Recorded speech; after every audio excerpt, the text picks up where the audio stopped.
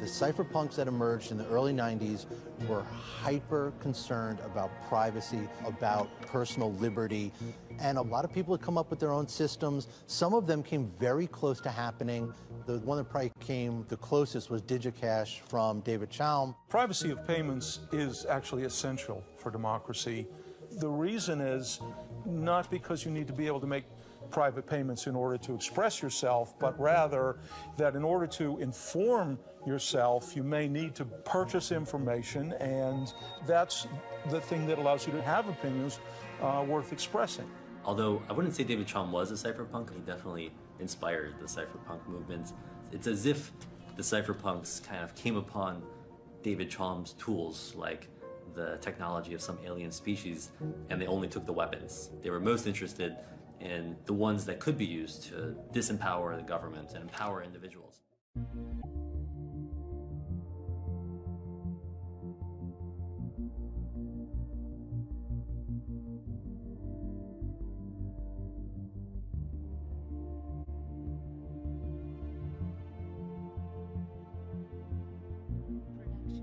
The internet was starting to enter the mainstream in 1998. A computer engineer named Wei Dai published a white paper describing B-money, anonymous electronic cash described as money which is impossible to regulate. Transactions are verified by the community, who update a collective ledger book and are awarded B-money for their effort. After the financial crisis, and you had people going back to those experiments in the 1990s and looking at new ways of putting those ideas together.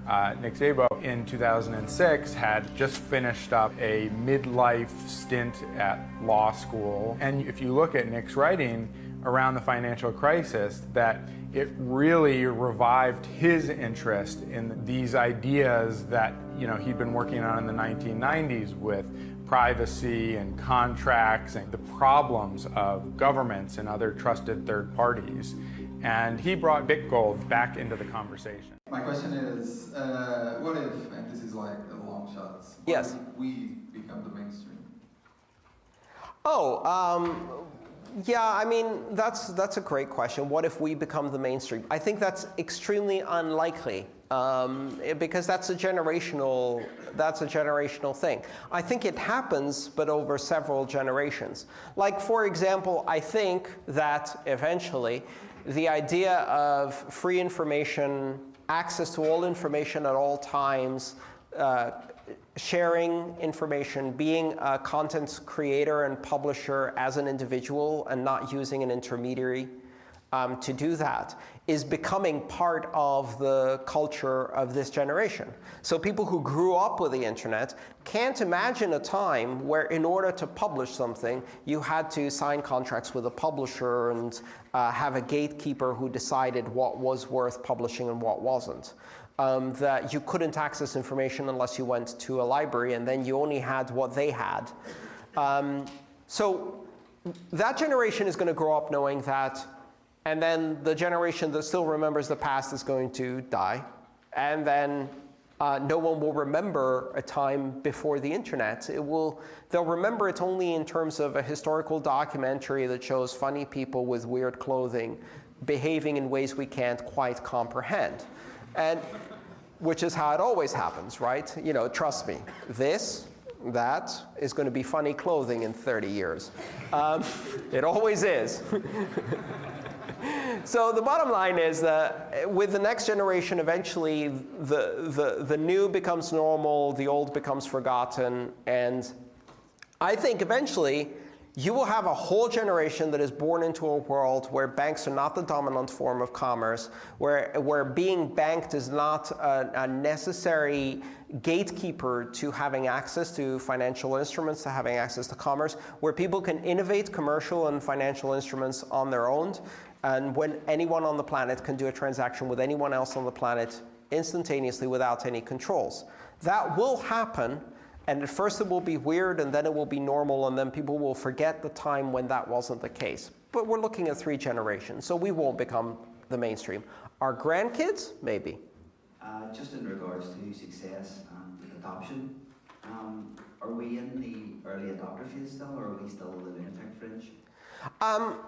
You know, I think we're beginning to touch the early adopter phrase. You've maybe heard this, I've said this before, which is we're not the early adopters, we're still the lunatic fringe. The early adopters come next. You know, one of the funny things that's happened is there's a big transition in simply recognition of certain words. So the word cryptocurrency and the word Bitcoin as a brand is now broadly recognized, and recognized by people you would never, they don't understand what it is, they've never used it, they have no interest in the principles, they don't understand why it matters. It's the currency of hackers, drug dealers, and weirdos. Yes, all of that, but they recognize the word. In 2013, if you said, hey, do you take Bitcoin, they would stumble over the word itself. Now, they'll be like, no, we're not drug dealers. Progress. Soon they'll get it, but in the meantime, at least they were. I was at a comedy show in Chicago, and just like low-key among the audience, Chicago is like a great area for improv. Just after we did the first event in Chicago, I was at a comedy show, and they were doing this this improv sketch where one of them was pretending to be a hairdresser and the other one was pretending to be a customer getting a haircut. And the comedian, being the hairdresser, said, so what do you think about Bitcoin? And the other person went, oh, I don't know, I don't understand it. And everybody laughed. And I looked around and go, oh, I hope no one recognizes me. I do not want to be invited on stage to try to explain that joke. That was surprising to me. It was surprising to me when you say that word now, people recognize it. So the zeitgeist has happened. It's on TV shows. I remember when a single article in a single newspaper anywhere in the world was something worth discussing on Reddit for hours. Now, it's on every newspaper every day in 30 different countries, right? So we keep hearing it a lot.